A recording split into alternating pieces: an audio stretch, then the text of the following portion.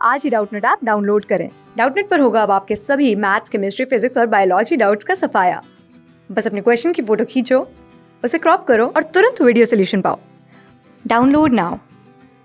In this question we have given a point charge q which kept at a point A. The flux through the inclined surface of cone is 3q by 5 epsilon naught. Now another charge minus q is placed at the point B. If net flux through the inclined surface nq by 5 epsilon naught, then find the value of n. तो यहाँ पे देखो हमारे पास क्या है, कोन की दो surface है। देखो ये वाली जो सरफेस होगी इसको बोलते हैं कोन की ये प्लेन सरफेस है। ठीक, ये हमारे पास प्लेन सरफेस होती है।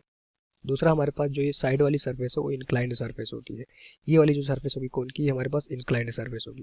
क्वेश्चन में गिवन है कि यहाँ पे देखो कोन के अंदर कोई एक पॉइंट ए है, वहाँ पे चार्ज क्यू रखा गया है। उस चार्ज की वजह से इस कोन के इंक्लाइंड सरफेस में जो फ्लक्स आ रहा है उसकी वैल्यू हमें गिवन है।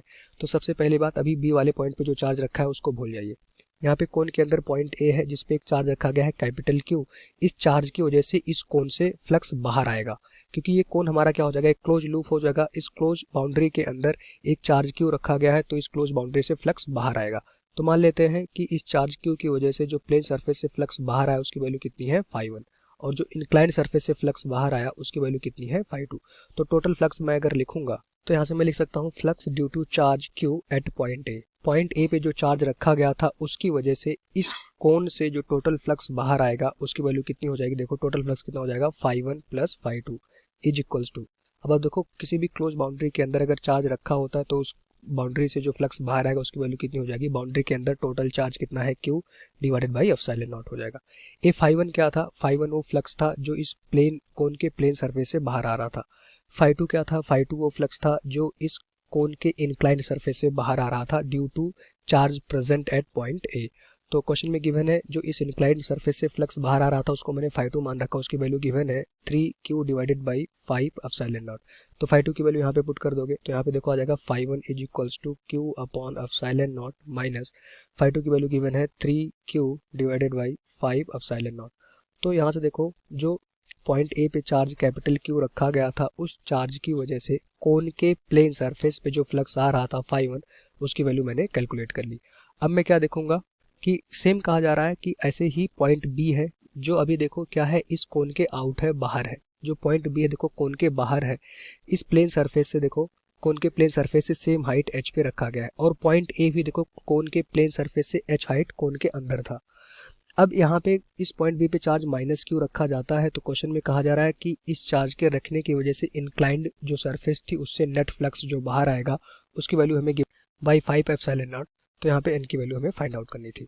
तो आप भूल जाइए, अब पॉइंट ए पे कोई चार्ज रखा है, पॉइंट ए की वजह से इस जो कोन था जितना फ्लक्स आ रहा था मैंने लिख लिया। अब मैं पॉइंट बी पे जो चार्ज रखा गया है उसकी वजह से इस कोन से कितना फ्लक्स पास होगा उसको लिखूंगा। तो यहाँ पे मैं लिखूंगा flux due to charge minus Q at point B. तो पॉइंट बी पे जो फ्लक्स चार्ज माइनस क्यू रखा गया था उससे कोन से कितना फ्लक्स बाहर आएगा ये मैं लिखूंगा।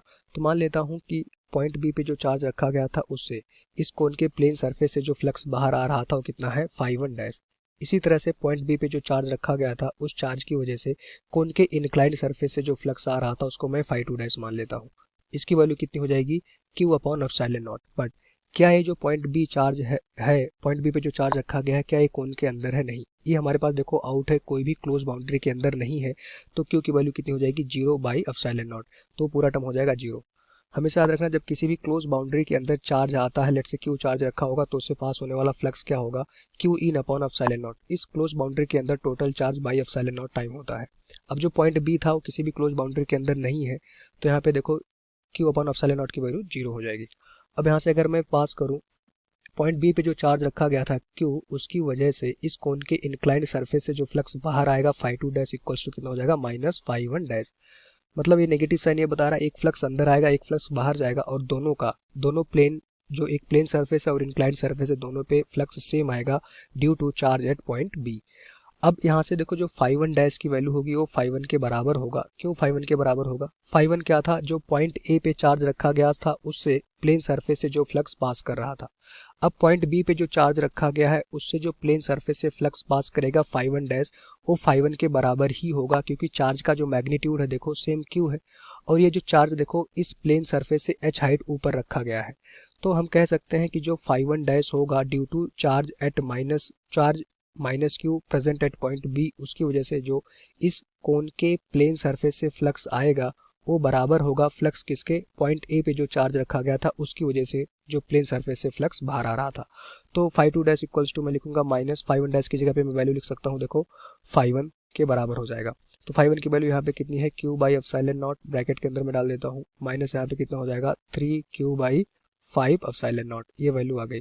सॉल्व कर लेंगे यहाँ पे, तो ये आ गया हमारे पास, देखो phi two dash. Phi two dash क्या था, देखो इंक्लाइंड सरफेस से जो फ्लक्स बाहर आ रहा था due to charge placed at point B, ये आ गया। अब पूछा जा रहा है इंक्लाइंड सरफेस से जो नेट फ्लक्स बाहर आएगा, तो इंक्लाइंड सरफेस से जो नेट फ्लक्स बाहर आ रहा होगा ड्यू टू बोथ चार्ज, पहले वो कितना हो जाएगा हमारे पास, देखो जब चार्ज पॉइंट ए पे रखा गया था तो उसकी वजह से इंक्लाइंड सरफेस से फ्लक्स कितना आ रहा था बाहर, फाई टू, क्लियर हो गया।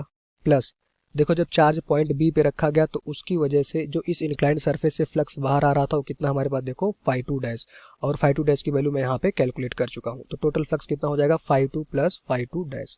अब यहाँ पे सॉल्व कर लेना इसको, वैल्यू आ जाएगी हमारे पास, देखो phi two plus phi two dash की वैल्यू मैं यहाँ पे पुट कर देता हूँ, यहाँ पे क्या है माइनस, यहाँ पे माइनस साइन है तो प्लस माइनस हो जाएगा यहाँ पे माइनस, ये साइन आ गया हमारे पास, देखो minus Q upon epsilon not, और यहाँ पे कितना हो जाएगा प्लस का 3 क्यू अपॉन 5 एप्सिलॉन नॉट। और फाई टू की वैल्यू हमें क्वेश्चन में गिवन है, जब चार्ज पॉइंट ए पे रखा गया था उसकी वजह से जो नेट फ्लक्स बाहर आ रहा था इस कोन के इंक्लाइंड सरफेस से, उसकी वैल्यू हमें गिवन है 3 Q by 5 epsilon not, minus यहाँ पे वैल्यू कितनी हो जाएगी, Q upon epsilon not, plus यहाँ पे कितना हो जाएगा 3 क्यू अपॉन 5 एप्सिलॉन नॉट। तो इसको मैं सॉल्व करूंगा, वैल्यू आ जाएगी हमारे पास, देखो 6 Q upon 5 epsilon not minus Q upon epsilon not हो जाएगा। जब इसको सॉल्व करोगे तो इसकी वैल्यू आती है हमारे पास, ये आ जाएगा Q upon 5 epsilon not.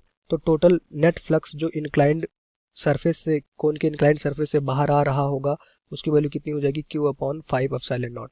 Question में गिवन है जो नेट फ्लक्स है इंक्लाइंड सरफेस से बाहर आ रहा था उसकी value N Q upon 5 epsilon not given है, N Q upon 5 epsilon not, और एन की वैल्यू पूछ रहा था। तो कंपेयर कर लो, देखो एन की वैल्यू यहाँ से आपको मिल जाएगी 1, क्योंकि यहाँ पे देखो एन की जगह पे 1 है तो एन इक्वल्स टू हो जाएगा 1, यही हमारा इस क्वेश्चन का आंसर हो जाएगा। Thank you. क्लास 6 से 12 से लेके नीट, IIT, जेई मेंस और एडवांस के लेवल तक 10 मिलियन से ज़्यादा स्टूडेंट्स का भरोसा। आज ही डाउनलोड करें डाउटनेट ऐप या व्हाट्सएप कीजिए अपने डाउट्स 8400 400 400 पर।